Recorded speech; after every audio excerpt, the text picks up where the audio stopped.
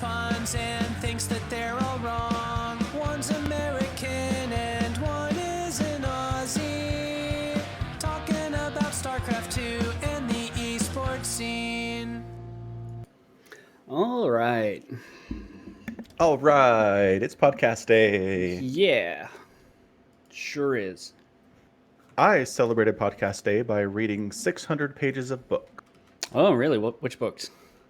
Battleground, the second part to Peace Talks from the Dresden Files thing. It was excellent. I took the day off for it. Oh, really? Yes. I've been reading that and finishing up Thursday War for the entire day. Ah, excellent.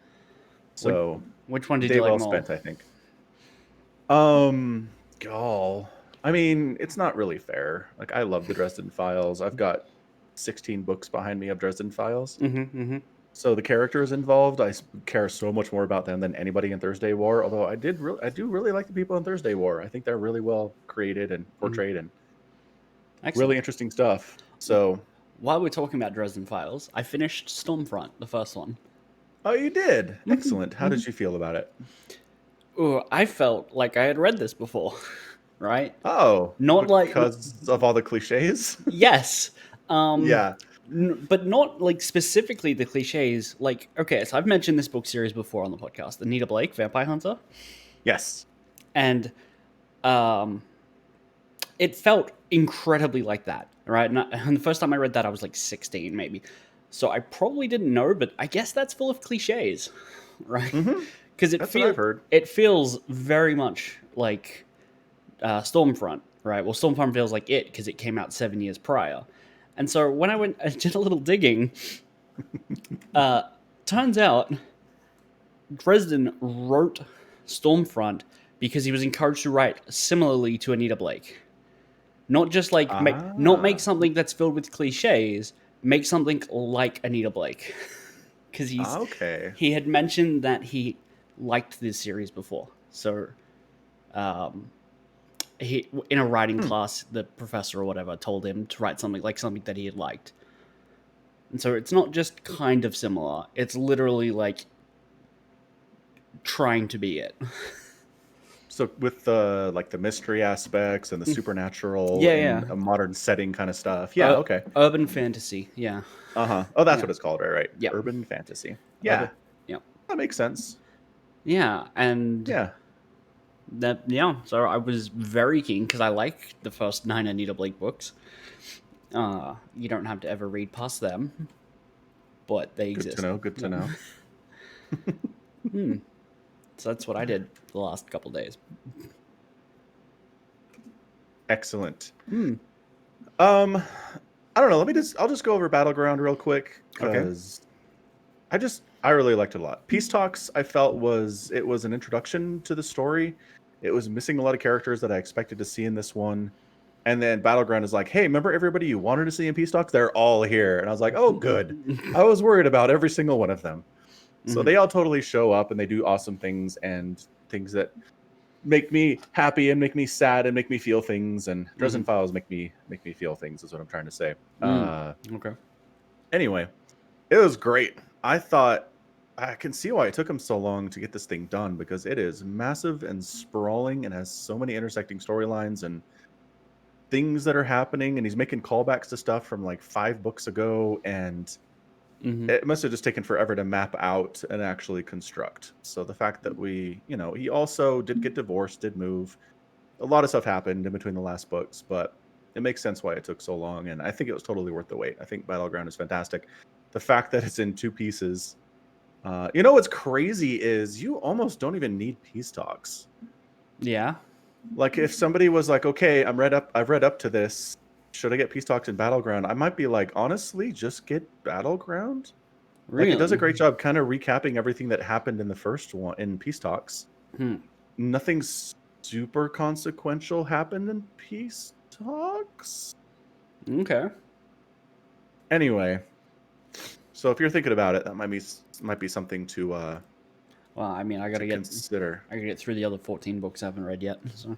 This is very true. Yeah. We'll cross that line when we get to it. Yeah, I'm just looking at Battlegrounds. Its audiobook length is 15 hours.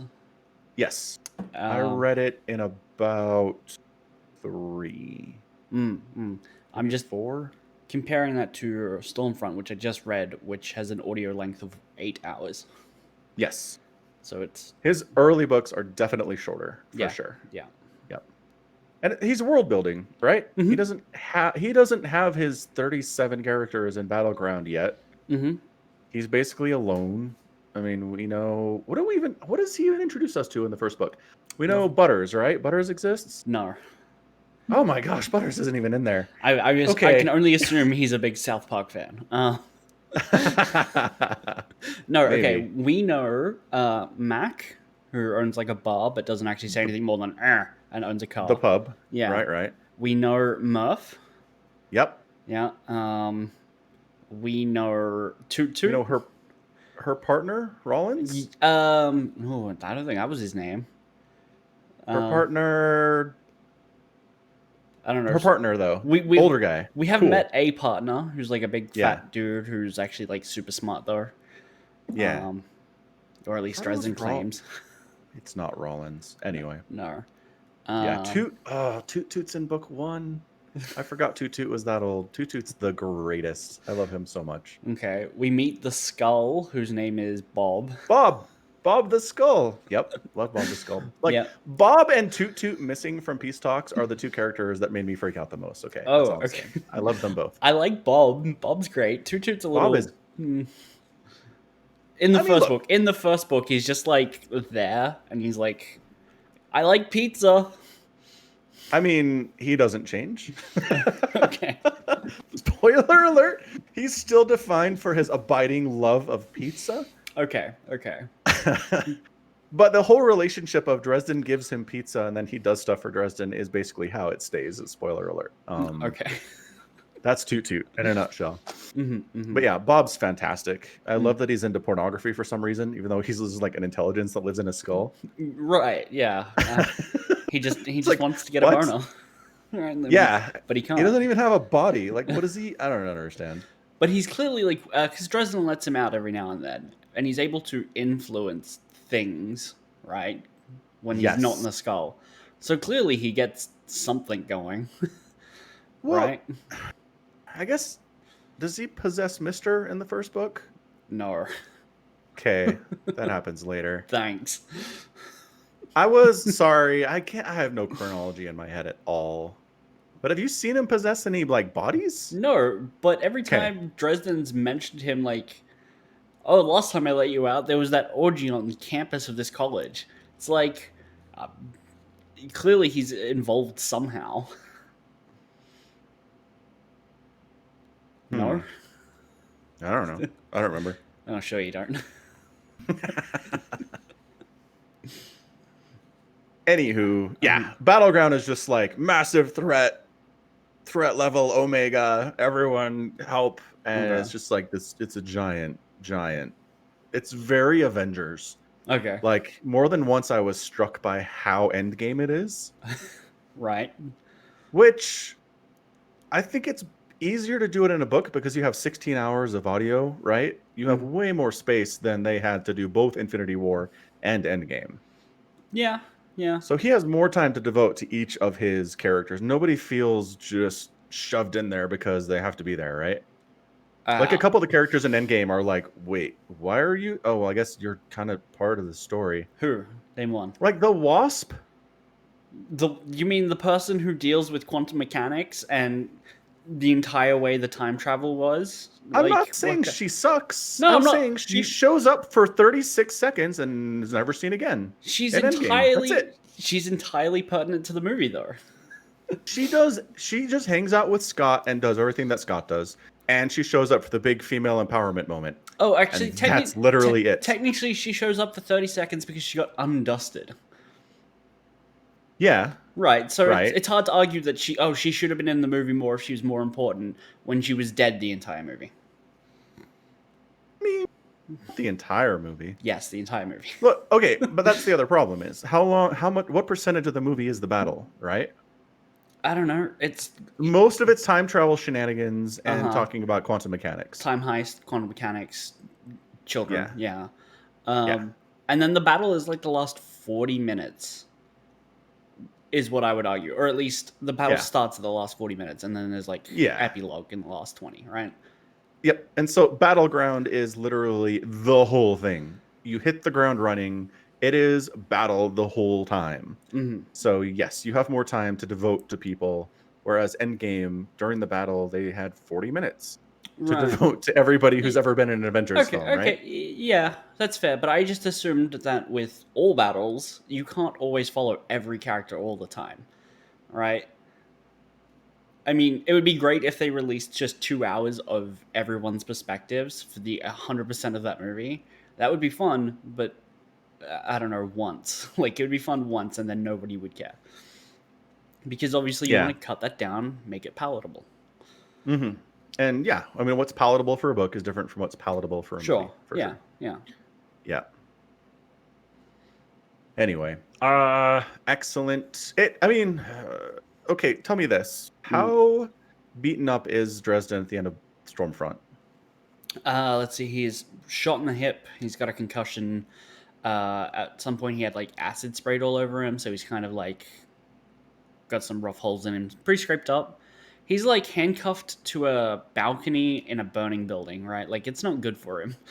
Right. Probably some smoke inhalation. Right. Yeah. So I mean, he's like waking up in a field later after. Who's the warden guy who works for the council? Oh, I don't know. Oh, he hates Dresden. He does hate Dresden. Ron Carmichael is the name of Murphy's partner. The problem is there's a bunch of them. So just searching it doesn't give me his name. Right. Donald Morgan. Morgan. Yeah. Morgan. Mm-hmm. Yeah. Okay. Yeah. That guy shows up that early. I forgot. Yeah. He's there. He's there giving him CPR. He was like. So Dresden was pretty roughed up. Okay. Yeah. Because I mean, it is par for the course. If there's a Dresden book, Harry Dresden gets the absolute ever-loving shit kicked out of him for the entire time, and by the end of it, he can barely stand. Yeah, so that is how Butcher treats his main character throughout the entire series. Yeah, that's very Anita Blake as well. Every book she's like getting roughed up, and I really like the Anita Blake stories because she actually starts really roughed up, and they like. Dresden is clearly like a person who's been places and seen things, but the way his character is just described is tall, thin, and in a trench coat, right? Yes. So I never really got a feel for how he looked, but Anita, the character, is like, I have these scars everywhere, and every time she gets introduced, something that Hamilton, the author, will do is talk about what characters are wearing. And for Anita, it's always like, this one, I don't like to wear this because it shows up the massive clump of scars around my wrist where someone pushed a flaming crucifix, and all the scars up my neck where vampires tore my collarbones to shreds. The experience also matches the physicality of the character, where Dresden's just like, I carry a gun and some bracelets. Which is fine. It's not terrible, but... I mean, okay, yes. So he'll get a collection of scars he can refer back to. We're just not there yet, apparently. Right. I trusted it. I mean, Monica. No, not Monica. Who's the name of the lady who he gives the love potion to? Susan. Susan's in the book, and he was like naked fighting a demon or something. They didn't mention any scars, so I assume he's like perfect down there or everywhere. I mean, everywhere. Yeah, I don't know. Again, I have no chronology. I just know that stuff happens. He developed some battle wounds, right? For sure. I mean, he got shot in the hip. I assume there's a scar from that. Right. Yeah. The other thing is, in the Dresden verse, there's no such thing as healing magic. There is not. There is protection from damage, but if you take the hit, you deal with it. Okay. Your body has to recover normally, like everybody else's body does, at least for wizards. Yeah, which I really appreciate. I think that it just lends higher stakes.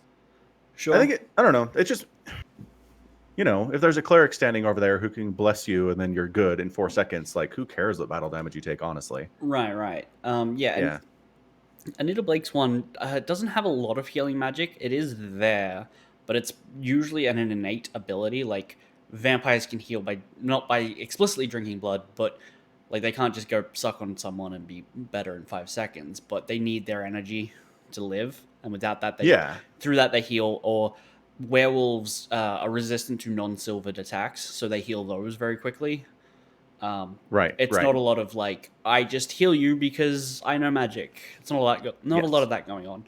But that said, Hamilton loves all her characters and refuses to kill any of them ever. Right? Oh, okay. That's interesting. Yeah. See, So no stakes there then. yeah, there's no real like. Obviously, the bad guys die. Mercs galore die, but main characters rarely ever die. So it Yeah. doesn't. Even though there is very little direct healing, it doesn't feel like there's stakes very often. Gotcha. Yeah. That's fair. Yeah. I mean, there are other creatures who can heal. Like you said, the werewolves do really well recovering quickly. Mm-hmm. There are basically sex vampires. Mm-hmm. So they regenerate. They're basically like vampires with blood, except they regenerate their energy through having sex with a human. Mm. And if they do it too much with a human, the human dies. Good times. So yeah, it's a good time. But the human dies in bliss. So like, Right. I don't know. There's Right. worse ways to die, I suppose. Snoo snoo to death. Yeah, death by snoo snoo. Right.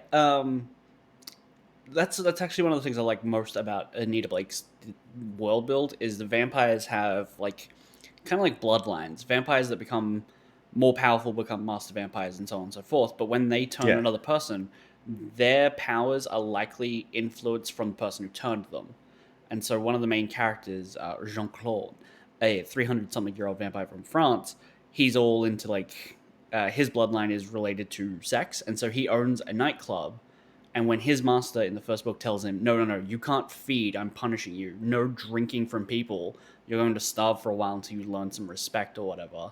He's just like chilling in his strip club, and he can just feed off residual sexual energies in the building, and it's fine for him. Yeah.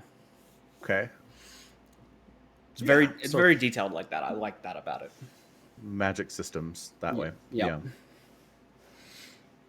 Anywho, yep. Battleground was great. It was awesome. Really good.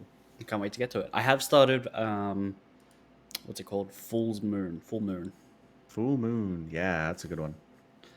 Yeah. They're all good. I don't think there's a bad one. There are books that like other Dresden fans say they don't like, just straight up won't read again or whatever, but I like them all. Fair enough. Have you read all the like side jobs and briefcases? All the omnibus stuff? Uh-huh. Okay. All that's really good too. Okay, cool. God, Zoo Day. When you get to the point where you can read Zoo Day, oh my gosh, I love that one. Zoo Day. Is such a great little short story. It's part of Briefcases or something. I don't remember. Okay, yeah. It's fairly late in the chronology, though. You have some time before you get there. It is story 12 of Briefcases. Okay, it is in Briefcases. Where does Briefcases and side jobs and all that fit into the main chronology? Like, all I know is that Zoo Day chronologically is very late, like almost caught up to Battleground. Okay. I don't know how this works, honestly. I'm not sure if Briefcases is just a collection of different short stories he's put out over the course of the series, right? Like story 1 came out in 2003 and story 2 came out in 2005, or if it's really just a collection he put out all at once. But I know for sure that the last Zoo Day is like 2015. Okay. That's all.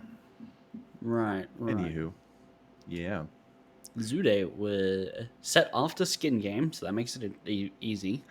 Zoo Day was published exclusively in Briefcases in 2018.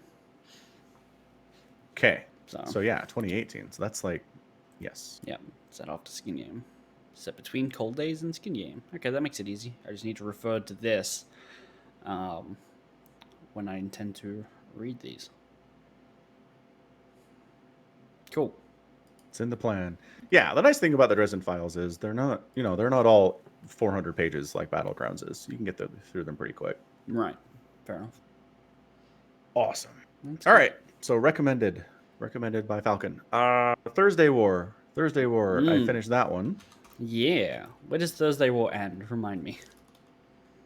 Okay. It ends with Naomi and her team landing on the planet and finding her dad, which is hilarious because Glasslands was like at the end, hey, Naomi's dad's alive. And then 400 pages later in the next book, they're like, hey, we found let's him. actually do something about Naomi's dad.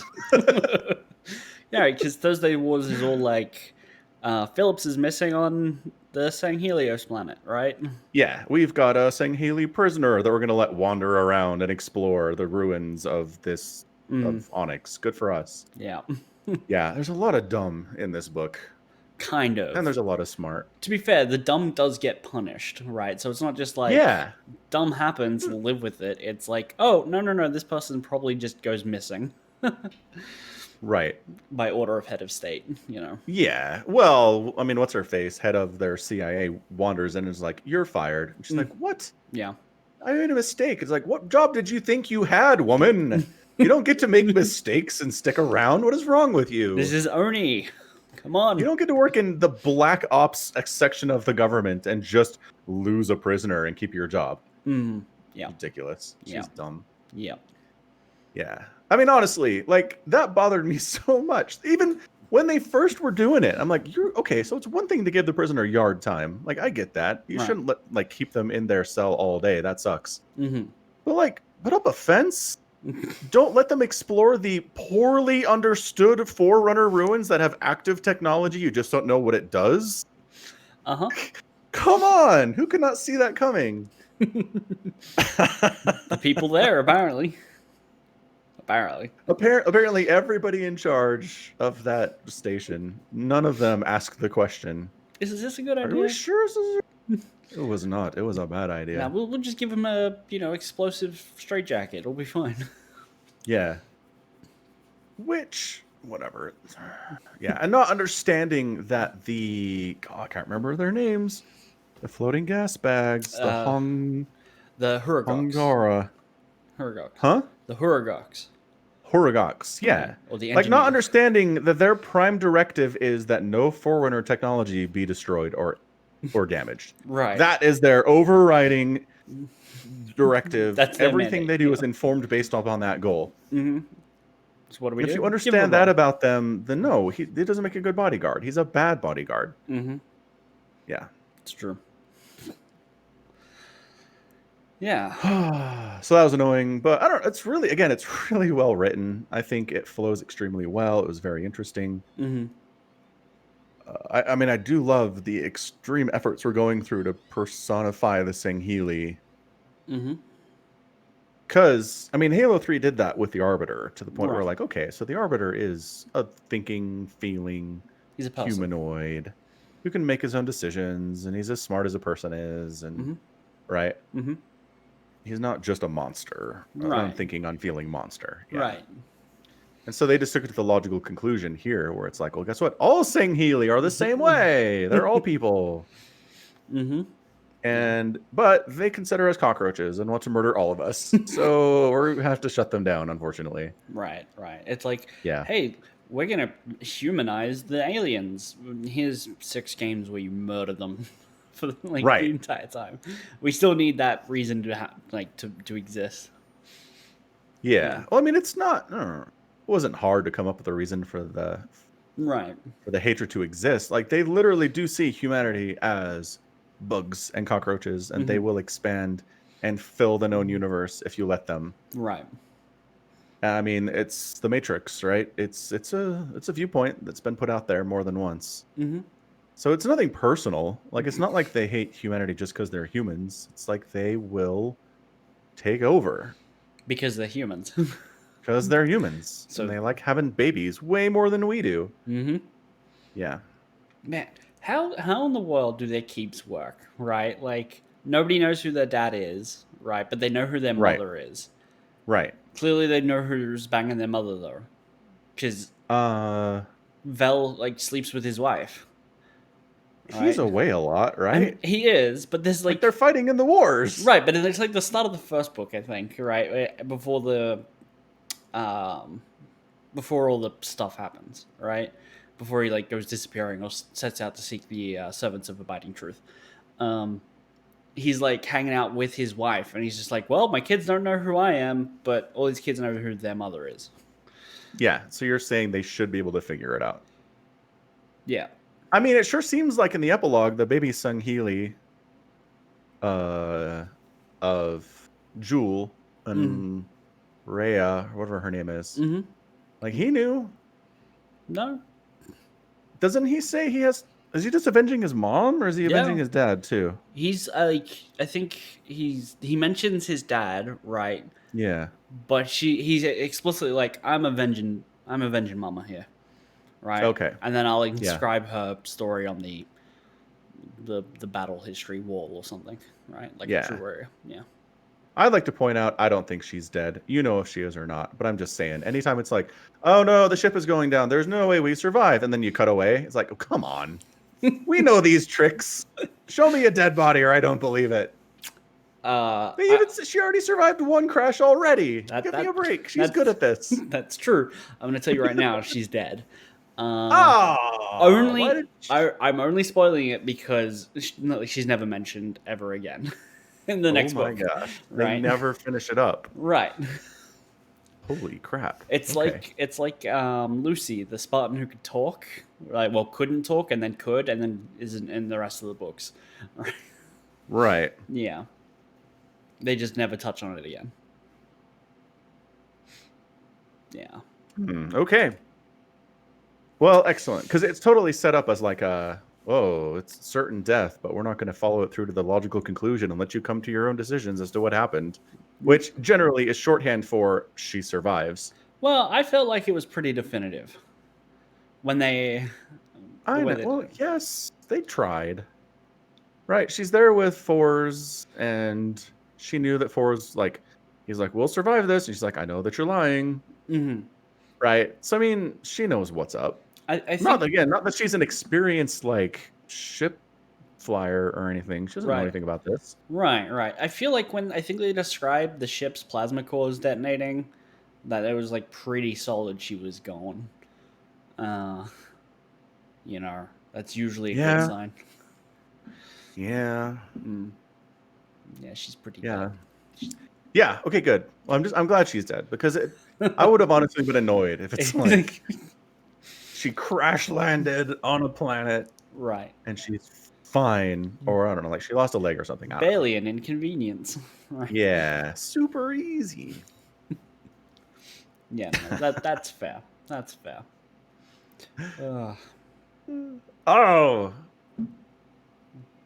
There's just what was it? There's something else. BB. I like BB the AI a lot. Yeah. BB's great. He's fantastic. Yeah. It's struggling with his own mortality. Mm-hmm. Screwing around with Dr. Halsey. Halsey. Yeah, he visits her for 4.5 seconds and totally trolls her and then just leaves. He's pretty great. Yeah. He's so great. It's just to be cognizant of your own mortality, knowing how you'll die and approximately when is one heck of something to be shackled with. Yeah. Yeah. Yeah. How much do you know about Halo 4 and 5? Nothing. Okay. I mean, I know that Cortana goes nuts in one of those. Do you know in what way she goes nuts and what's the deal? Kill all humans? I mean, ostensibly, yes. Right. Yeah. But what it really is the lore reason is she taps into something called the domain, which is the Forerunner hub for their AIs, and it cures rampancy. Right? It cures rampancy? Yes, in AIs. So she starts the War of the Created, which is AIs rising up, right? Which is bound to happen. Every sci-fi author ever has gone this way, so yes. Yes. And if it ever does happen, we're going to be like, we know. We knew this was coming. Yeah. That's why we keep an axe next to the mainframe. Right. Right. So that's the one thing I don't think I've read anything about yet. I'm sure it's covered somewhere, but BB's fate in the War of the Created and whether or not he decides to stand with Cortana and live or keep to his charges and look after Osman and actually save humanity and die. Okay. But I'm looking forward to it. I don't know if that's been resolved yet. Right. Yeah. Yeah, that's interesting. Yeah. I like that idea. Yeah. Cool. Mm. Cool. Let's see. What else? So yeah, there's teleportation technology the Forerunners have lying around that no one's figured out yet. Mm-hmm. Except for Phillips and Jewel separately from each other at approximately the same time. Because nobody's dicked around with these things except for these two people in the history of the ruins. I assume people have dicked around with them, right? It's just maybe they went missing and didn't get to talk about it, right? Like, yeah, they did get teleported to the inside of a star. Right. Yeah. I mean, I really feel like Jewel got off very easy. He's just like, I put it in. I just went and fiddled with some stuff, and now I'm at a Sangheili colony. Isn't that great? Yeah. Like of all the places to get teleported in the entire universe, it's a Sangheili colony with really devout Sangheili. Yeah. Yeah, I mean, but he's right. He's like, the humans are never letting me go. They could choose to execute me at any point. Mm-hmm. So if I find an escape, I'm going to try it. And the first portal I try that very clearly isn't just across the other side of the room, I'm going to give it a shot. Right. Yeah. That's fair. Although he was desperate. Yeah. Yep. But I'm just saying, okay, so Onyx didn't exist. It's not fair to me, how come they didn't examine Onyx all these years? Because it didn't exist until, a month ago. But on the ones on Sangheili, they don't have Sangheili scholars for these many years who have wandered into the temple and mapped it out and maybe tried to figure out the language. And no, none of them did. It's God stuff. Right. We worship it. We don't let anything bad happen to it. But understanding it, we just don't give a crap. Well, I mean, clearly Telchem wants the translations that Phillips has, right? He does, yeah. Right, so he clearly wants to understand it, but they have no frame of reference. They've had these ruins, that's their homeworld. They've had those ruins as long as we've had Stonehenge. We still don't really know what the deal is with that, right? I'm sure if someone's examined the ever-loving crap out of Stonehenge. Right. But they have as well, presumably, at one point or another. They just don't have anything to show for it. They lack the Rosetta Stone that they need to translate. You know how Phillips figured it out? He solved the child's marble puzzle. well, right? No, that was how he got the I mean, yes. That's how he turned it on. That's how he turned on the teleporter. But that's not how he worked out it was a teleporter. Right? No, but I have to believe that no Sangheili ever wandered in there and was like, hey, this is the kid's marble puzzle thing. I'm going to give it a try. And they did. No one's ever done this. No, they have. They ended up in the middle of a sun. I know, but from a scientific perspective, you send a whole team in there, and then you take a guinea pig, maybe literally a guinea pig, and you send it through and see what happens, right? Yeah. Right. I mean, I don't think the Sangheili culture seems to have no concept of any of this is bananas to me. Yeah, I'm just wondering, because it requires the manipulation of the child's puzzle, I don't think you can do it with a guinea pig. You literally need to have something that has hands. No, he just turned it on with the puzzle. He pushed some stuff to get actually teleported. That's all it took. Okay, yeah. Same thing with Jewel. He just pressed some things, and that's all it was. That's all.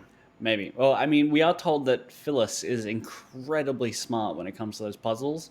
So maybe no one else could beat the puzzle. They knew the puzzle was there. They just couldn't do it. I mean, it's true. He is some kind of a savant with this thing, and everybody's super impressed with his ability to beat the child's toy. Right. And so, yeah, maybe it's so complex that not even the smartest Sangheili alive can figure it out. And they've been trying for all this time, and no one can do it. Yeah. And then Phillips does it in 45 seconds. That's my headcanon. Yep. Oh my gosh. Anyway, yeah, really good. What else? Is there anything else that I wanted to talk about here? I mean, it very much is the complicated war, right? Like humanity is trying to pit different Singhili factions against each other to the end of keeping the Singhili down. Right. And the whole thing where they're like testing grain poison on Jewel. They're like, hey man, here's some actual food we put together just like it's from good old Singhili. And he's like, awesome. And then he eats it and he gets super sick. Yeah.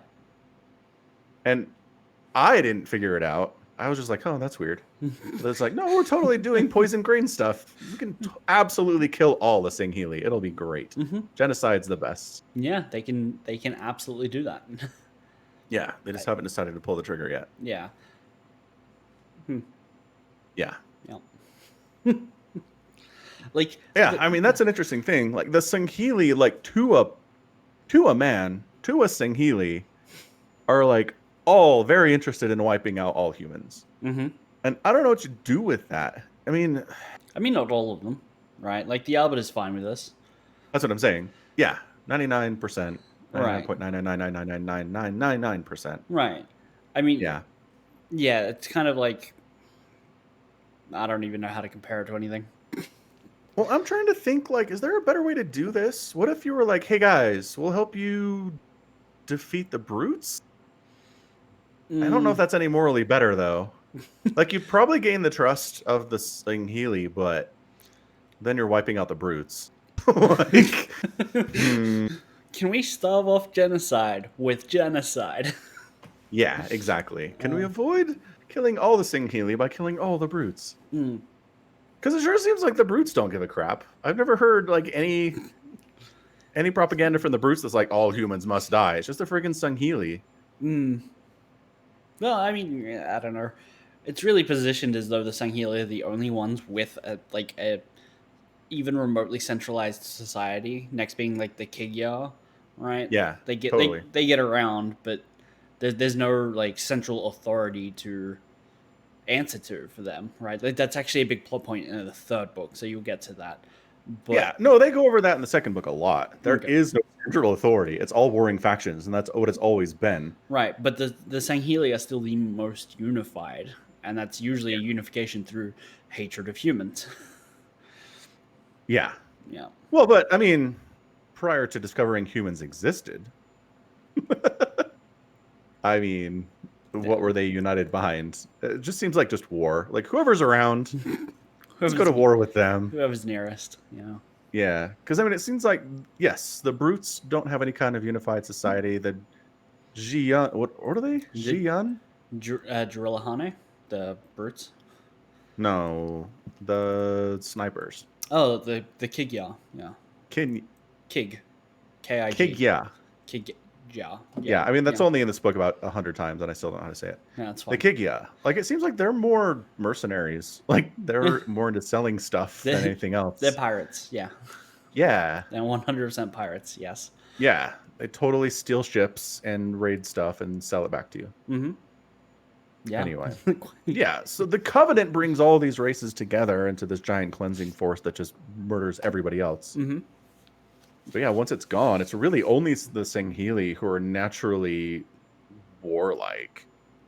Well, they're not even naturally warlike. They've been in the Covenant for like thousands of years at this point, and they've explicitly, like, this is like Rhaehar's big deal, is that she's like, all we know how to do anymore is fight. We de-evolved into just warriors. Like, we can't do anything else, right? That's all they know how to do. That's a lot of what this book is about. Is we were taken care of under the Covenant. Now we have to take care of our own food and build our own ships and everything else that we were doing. And really, all we know how to do is fight. This kind of sucks. Yeah. Yeah. Like that, they still have grunts working for them though, and the grunts still hate it. Phillips runs into that group. They're like, we do all sorts of crap for the Singhili. They suck. We hate all this stuff. It's like, yeah, that makes sense. Not smart enough to get out of it though. right? No, they're not. But Poor they're things. sitting there like down in their their drugs though. Like they're still getting their supply. Like That's very true. They're all permanently high, which yeah, sounds. I don't know. There's worse things. yeah. I mean, they seem happy. No, they don't. They seem permanently pissed off all the time. Right, but I mean, like grunts. Like let's be fair. That's their natural state. What am Right, I yeah. worried about? Yeah, what are you worried about? Fair, I guess. I don't know, man. Anyway, yeah, it's incredible. And just the whole concept of we're going to take the Halo video games Mm-hmm. and turn them into some actual excellent, Sci-fi. high quality science fiction Mm. is like good luck. But Mm. by golly, they pulled it off. Mm-hmm. Mm-hmm. Yeah. Sure did. Yep. Yeah. So, off books and on to Decadence. Yeah, Decadence wrapped up. Decadence with is a wrapped up. fin. There was a fin. There was a fin. Yeah. It's probably not going to be a season 2. Not given how neat of a bow they put on everything. Yeah. It was the neatest of bows. It really was. Right until the end, I was like, they could do some stuff. And then they were like 5 years later. And I was like, oh. Never mind. Mm-hmm. Yeah. It was good. It was a good ending. It was a really nice season. They wrapped it up well. Yeah, that was so good. I'm a little like, is Cabo Neo and this is the Matrix, right? Because he meets with the architect who's just like, yes, the one is a part of the cycle, right? Yeah. They're like, this happens all the time. Yeah, for sure. The Yeah. architect was very blasé about the whole thing. Cowboy's like, I'm gonna tear it down. And the architect's like, cool. I mean, whatever. Yeah, go for it. And then Yeah, that was. yeah, you know, he tears it down and the game becomes farming simulator. Yeah, that was really fun. It was a good. Like those of you who missed fighting, you can take part in our Thunderdome. Mm-hmm. Yeah. Yeah. That was all really good. Farming simulator. You can take tours with Natsume. Natsume. Mm-hmm. Mm-hmm. All good times. Yeah, it was nice. I'm a little sad it's over. Me too. It was a really, really, really good TV. Cannot recommend Decadence highly enough. Mm-hmm. Mm-hmm. If you haven't watched it, please do. It's on Hulu, so it's not even on like Scary Crunchyroll if you're not an anime person. Mm-hmm. It's true. God, damn. We need something new to watch now.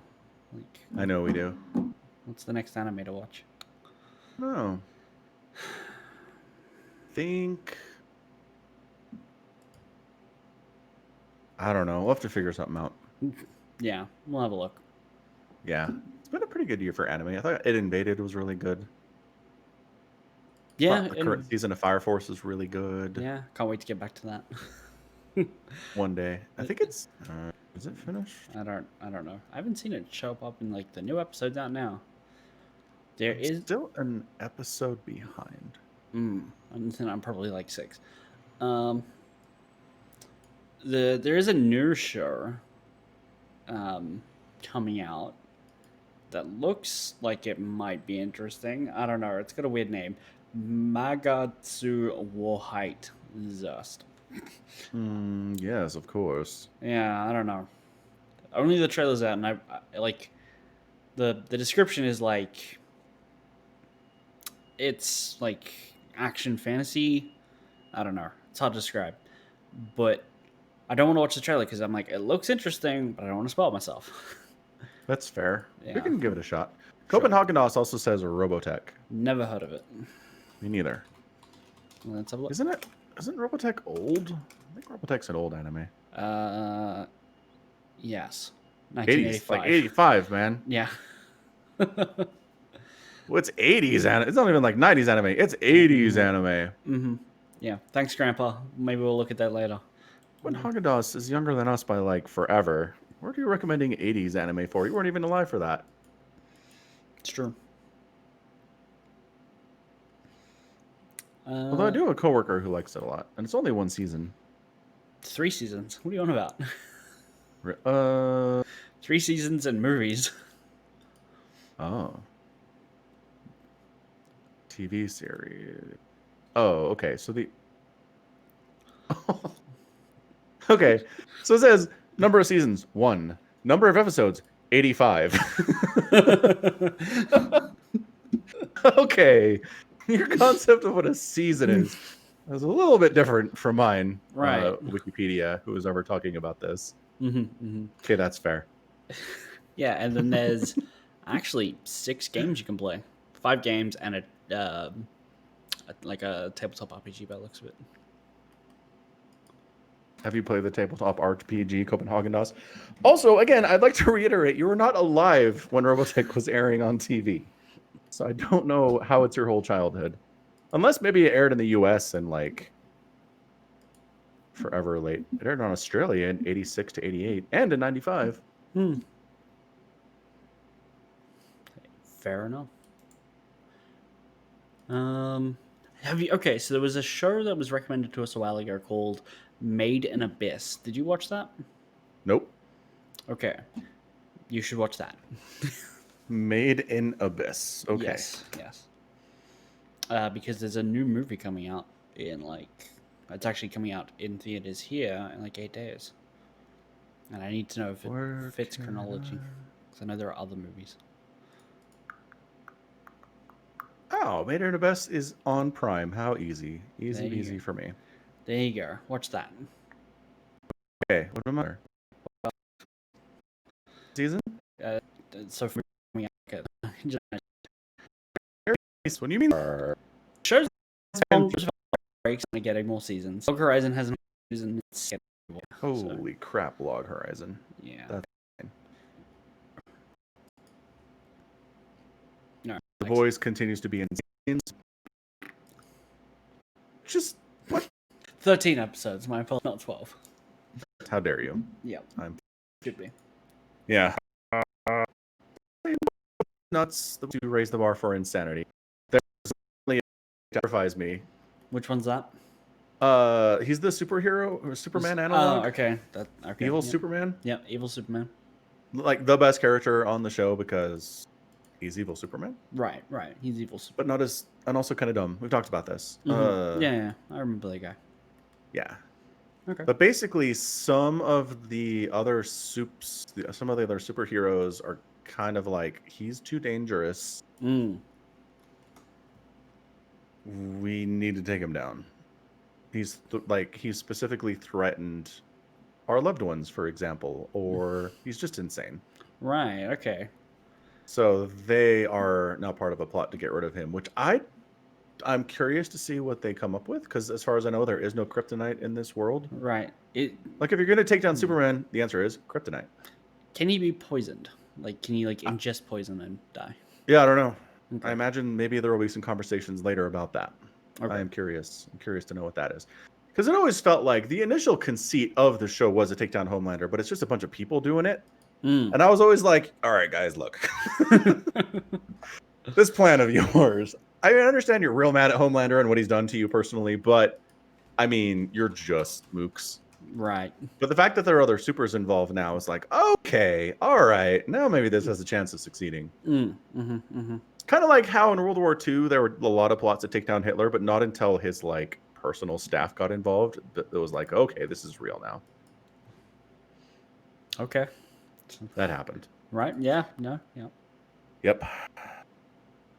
All right, cool. So watch The Boys. I'm going to watch Made in Abyss. Yep. There's some weirdity going on in Made in Abyss, so just stick with it for a couple of episodes. Don't give up immediately. Sit through 2 episodes of what's going on. No. Not like the show doesn't make sense. It's really Japan.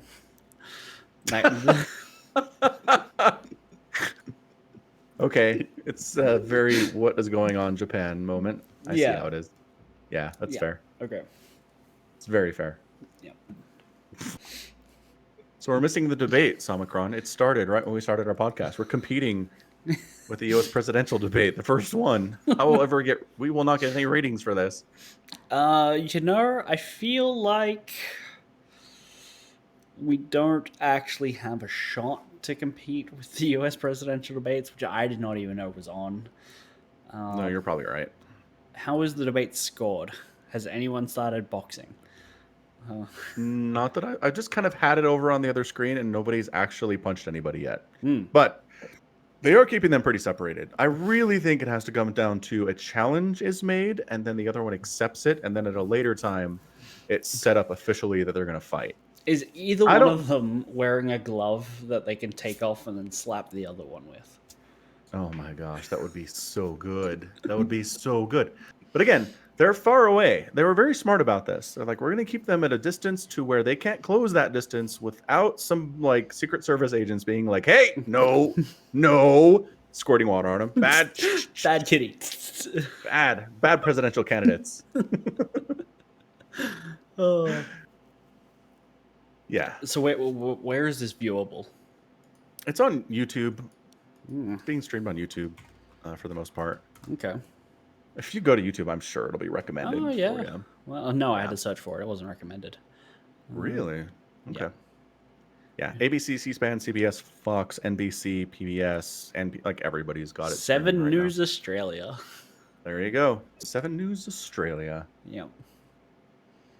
At like a whopping 20 frames per second. That seems poorly. Yeah. Says it's supposed to be doing 30, but boy, does that look stuttery. I mean, the internet pipes to Australia aren't super hot, it turns out. Oh, yeah, they are kind of far away. Dude, Trump is actually listening. Like, this is the first time I've looked over and Trump isn't actively moving his mouth. This is amazing. Okay. All right. Well, that's a bonus. Seems like he's actually maybe respecting the conventions of the debate so far. Maybe not so far, because again, every time I've looked at him previously, he's been saying stuff. Right. So how did we get here? Hey, chat has been disabled for this live stream. No kidding. Yeah, good call. I actually have live chat that I immediately disabled, but oh, really? Yeah, because I do that anyway. No, that's fair. If it's a big stream on Twitch or YouTube, I just turn off chat instantly because there's no point. It's moving too fast to read anything, and everyone's just mad anyway. It's true. Everyone's just angry. Yep. No matter what it is. Someone's just playing Among Us out on Twitch, and if you've got 10,000 people watching, it's just going to be mad. Anyway. I watched an Among Us Let's Play this morning. And they did it in a way that I didn't see anyone else really do it. They were all dead silent until they got to like the debate and voting section. And then that's where they talked. Yeah, that's actually how my kids said we're supposed to play it when we play. Is there's a very strict no talking rule until somebody reports a dead body, and then you can talk to each other. It just seems very weird. I didn't like it. It makes sense. I mean, the realism of the sim, right, is like as if someone dies, they stop talking. At that point, I'm like, that's what you need, right? Like no giving out, like, oh god, I was killed by Red, you know. I know, but that's a pretty big giveaway if you're chatty and then you just stop. It's like, well, Red's died. Who was near Red last? Right. But I don't know. Just maybe make it a point that like before the game, everyone just says, you can't be talking nonstop. Right? That's hard to no talking while doing a task. Like, focus on the task and not the talking. But, I don't know. It was weird just being like... Because I had some really long rounds where it's like... 5 minutes has gone by and nobody's fucking said anything. What am I... I'm watching just people run around a ship. Yeah. Pretty much. I don't know. I think it makes sense. No, it's fine. It's fine. I don't know. Someone has recommended, I've seen this on Twitter, disabling the ability to call a meeting if communications are sabotage. Oh. I like that. It makes sense, kind of lore-wise, right? Right. There's just, I don't know, there's things you can do. Fair enough. I did see, somebody posted a video of like 60 people in an Among Us session, and part of me is like, you know what, that sounds kind of interesting in a lot of ways, because the imposter or imposters really have to lay low for a while it's going to be hard to get somebody alone when there's so many people running around. At the same time, if you get 8 people stacked, right, and then just murder one indiscriminately there, how do you know which one's doing it? That's a good point. Yeah. That's a good point. See, that's another level you can tack onto it, though. Another aspect. I don't know. Maybe I'm just playing too much with my kids where there are literally 4 of us and one of us is the imposter. And it ends really quickly. Right. Either the imposter wins in 3 minutes or the crew people win in 3 minutes. There's really no such thing as a long, prolonged one. Maybe I just want a longer one, and that's where this is coming from. Maybe. We could get a crew together and play. Yeah, we should do. But we could get some people. Game's, I think, like $7. Yeah. They canceled the sequel. Because yeah, I saw that. The first game got so popular, they canceled the sequel. Never heard of that. I mean, I don't know. I find it impressive. No, yeah. For you to be like, look, we could kind of leave our current game in the state that it's in, which is we're not happy with it, but if we release a sequel, we'll make a bunch more money. So for them to be like, we're just going to get the first one right and then move on to a sequel it's rare for sure. I don't think that's what they're doing at all. I think they've realized that there's more money to be made making more DLC for the first game than there is making a second one. Oh, you think so? Yeah. I think they just saw 300,000 people buy their 2-year-old game that nobody else was playing for a while. Yeah. When like nobody would have bought their sequel. So give them a reason to keep playing and keep spending money on a product they've already got. I still feel like striking while the iron is hot and releasing a sequel when there are 300,000 people playing your game, other than risking your sequel, coming out a year or in 2 years and everyone's kind of forgotten about you. Right. Well, everyone had forgotten about them, right? And then they had this massive boom in popularity. And who knows how long it's going to last. Right. But who knows how far into development the sequel is. Yeah, I don't know. Depends on how different it is from the original, I would guess. Right. The only way we can really track this is to see what kind of performance changes they make to the game, like tweaking of the stats, things like that, versus how much more paid DLC comes out for it.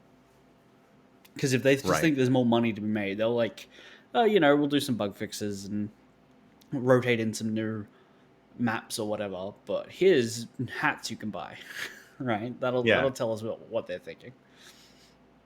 Yeah, for sure. Or little pets that can follow you around, or different shirts, or Yeah. If they really wanted to screw it up, they could add some pay-to-win mechanics in there. Yeah. I'm trying to think of what they could do that wouldn't be suspicious. Like maybe you could buy a bigger vision radius, right? Right. Oh, yeah. I was thinking you could buy an EVA suit, so if you get ejected, you can make your way back to the ship without anyone knowing. You're like, hey guys! So remember how the game said it wasn't me? It wasn't me! You just get another shot. It's a second life. Yeah. So would you get rid of the point where the game says, so-and-so was not the imposter? Or was the imposter? You'd almost have to. I was watching this morning, and it didn't say that. It just said if they were ejected or not. Oh, can you turn that off? Yeah. Oh, okay. So you totally could do that then. Mm-hmm. Can you imagine? You're like, well, we ejected Blue. Good riddance. Hey, guys. And 2 minutes later, Blue's like wandering around.